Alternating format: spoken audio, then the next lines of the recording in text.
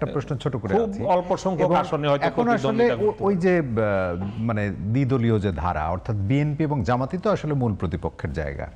এখন এই আপনারা যেটি বলছিলেন যে ইনক্লুসিভ রাজনীতি, অর্থাৎ দ্বিমতেরও জায়গাটা যাতে থাকে, এখন সাধারণ ভোটাররা বা রাজনৈতিক কর্মীদের মধ্যে যে ব্যবধান, সেই জায়গা থেকে যদি বলি, তাহলে কি আবারও মনে করেন কিনা যে একে অপরকে, বিএনপি জামাতের একে অপরকে শত্রুই মনে করবে কিনা, মানে ইনক্লুসিভ রাজনীতির যে কথা আমরা বলছি? এখন তো কিছুটা আমরা সেটা দেখছি। তার কারণ হচ্ছে দেখুন, এখন মানে বিএনপির ব্যাপারে একটা প্রচারণা চলছে, সেটা হচ্ছে বিএনপির সাথে ভারতের একটা আন্ডারস্ট্যান্ডিং হয়েছে, বিএনপি ভারতের দালাল হয়ে গেছে। মানে আগে যেটা আওয়ামী লীগ ছিল, এখন সেটা বিএনপি। সো তার মানে আবার অন্যদিকে আমরা ন্যারেটিভ দেখছি যে এদেরকে তো আমরা ৭১-এ দেখেছি এটা স্বাধীনতা বিরোধী। সো এই ন্যারেটিভ মানে কি, দুই দলকেই আপনি এই ফেইতে রাখছেন না যে এরা দেশের ভালো চায়। আপনার পলিসিগত ডিফারেন্স আছে, সেটাই বলছি। হ্যাঁ, দুই দলকেই আপনি দেখাতে চাচ্ছেন যে এরা আসলে বিদেশের দালাল, এরা দেশের শত্রু। হ্যাঁ, এবং এটা করে একটা এক্সট্রিম পজিশনে চলে যায়। যখন আপনি আমার ইন্টিগ্রিটি নিয়ে প্রশ্ন তোলেন, যে বলতে চান যে আমি অন্য দেশের এজেন্ট হয়ে এখানে কাজ করি, তখন আমি কিন্তু পাল্টা রিয়্যাক্ট করব আপনাকে শত্রু হিসেবে, এবং এইটাই কিন্তু রাজনীতিকে সংঘাতের দিকে নিয়ে যায়।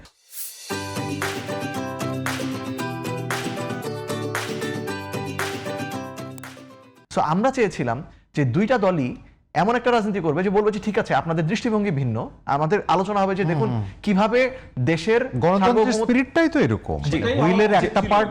জুলাইয়ের পরে জুলাইয়ের স্পিরিটটাও সেটাই, যে এখানে বোঝাপড়ার মধ্য দিয়ে যদি আগামী এই নির্বাচনটা হতো, সেটাই তো দেশের মানুষের জন্য লক্ষ্য অর্জন করা অনেক আলোচনাটা হওয়া দরকার ছিল যে আমাদের সার্বভৌমত্ব যে আওয়ামী লীগ বেঁচে দিয়েছে, আমরা কোন প্রক্রিয়ায়, কোন পলিসি অনুসরণ করে সেই সার্বভৌমত্ব ফেরত নিব।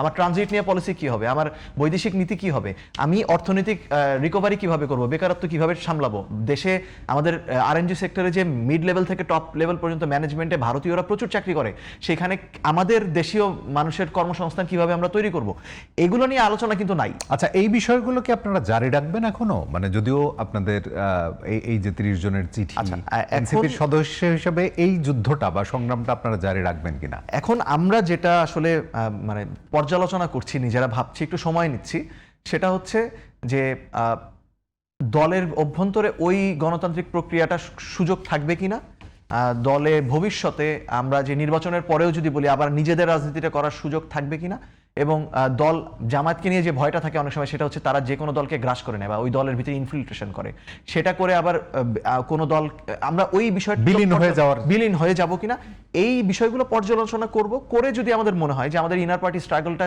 জারি রেখে ভবিষ্যতে এনসিপিকে আমরা ওই লাইনটায় রাখতে পারবো, তাহলে আমরা এনসিপিতে ওই চেষ্টাটা করবো। আর যদি মনে হয় যে না, আসলে এখানে এটা গন কেস, তাহলে হচ্ছে আমরা হয়তো বিদায় দিব। কিন্তু এটা এখন আমরা একটু মাত্রই ঘটনাগুলো ঘটলো, কিন্তু আপনাদের সংখ্যাগরিষ্ঠ, আপনার কথাই যদি বলি, ১২২ জন কেন্দ্রীয় কমিটিতে যে পক্ষ নিয়েছে আর আপনার ৩০ জন এক পক্ষে, তো সংখ্যাগরিষ্ঠের গণতান্ত্রিক ব্যবস্থায় সংখ্যাগরিষ্ঠের মতকে আপনাদের মেনে নিতে সমস্যা কেন? না, এই জন্য এই গণতান্ত্রিক পদ্ধতির পক্ষে তো তারা না, মানে সংখ্যাগরিষ্ঠ আমরা হচ্ছে দেখুন, ওই সংখ্যাগরিষ্ঠর মতামত যেটা, সেটাকে তো আমরা অসম্মান করছি না। মানে বিষয়টা হচ্ছে যে এই সংখ্যাগরিষ্ঠের মধ্যে অনেক এমন রয়েছে অসম্মানই করছেন।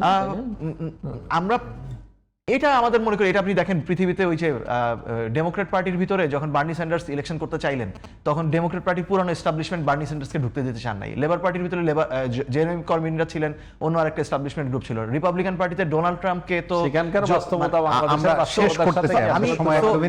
আপনারা বাংলাদেশে কেন পুরানো ভাবেই সবসময় রাজনীতিটা করতে হবে, এটা ধরে রাখতে হবে কেন? এটা আমরাও চাই না। সো সেই জায়গায় তো নতুন সেটি সামনের দিকে সময় বলবো।